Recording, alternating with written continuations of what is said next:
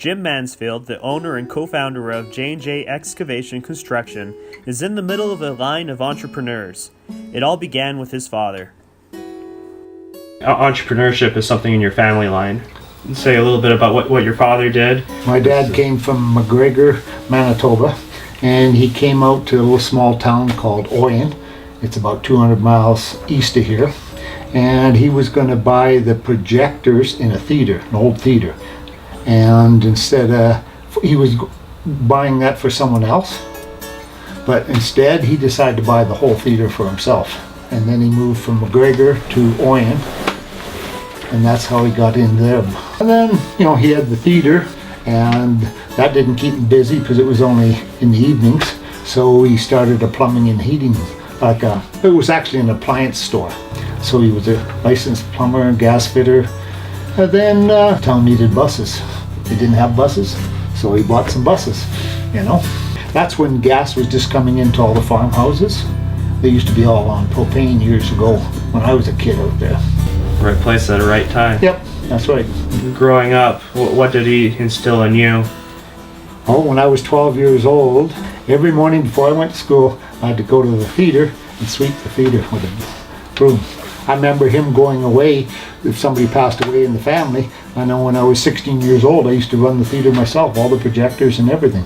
And every day after school, when I was in high school, I had to go to he had the plumbing and heating shop. I had to go there every day after school for 2 hours every day, and I could run my dad's backhoe.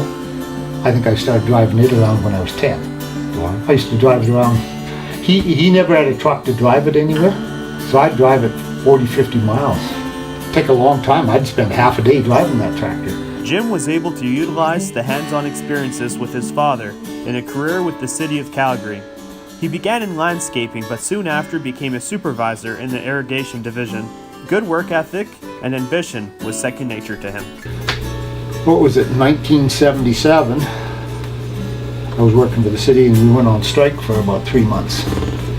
And that's when I started my business, because I had nothing to do. So I went out and boarded against my house, and a buddy of mine that worked for the city, Jack Laycraft, that's why it's J&J, he worked for the city, but he had no money, so I borrowed the money against my house and we bought a Bobcat. And so I started with the Bobcat and then... Into the gravel trucks. Into the gravel trucks. Yeah. So I sold the Bobcats off and went bigger in the trucking. So when you're looking for jobs, are you just driving around? Oh, there's a hole. Yep. Years ago, that's how it started, yeah. Yep. And then I go to the offices and ask, got some work? Now I don't have to worry about it because I've built up seniority working with the same companies, like the big companies like Inland, Lafarge, Standard General, and these companies.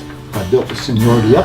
As soon as they go to work in the spring, I go to work. My trucks go to work. I used to have a thing that I used to do every 5 years, get rid of the trucks. But I quit that a few years ago because I don't like all the new technology on the trucks nowadays. The older trucks are more dependable. Like the smallest one, the first picture you took, that one there has none of that computer crap on it. 1,000,000 kilometers on that truck. It runs like a charm. Never breaks down. That makes the most money. The oldest truck makes the most money. Jim's trucking company was originally established to aid his family's financial situation, but now acts as something to fill in the time of his golden years. He taught his own kids in the same way that his father taught him. The two boys sponsored their own secondary education. One now works for Apple and the other owns and runs a local warehouse and irrigation company. And to think, it all began for a man sent to Oyen to procure a movie projector.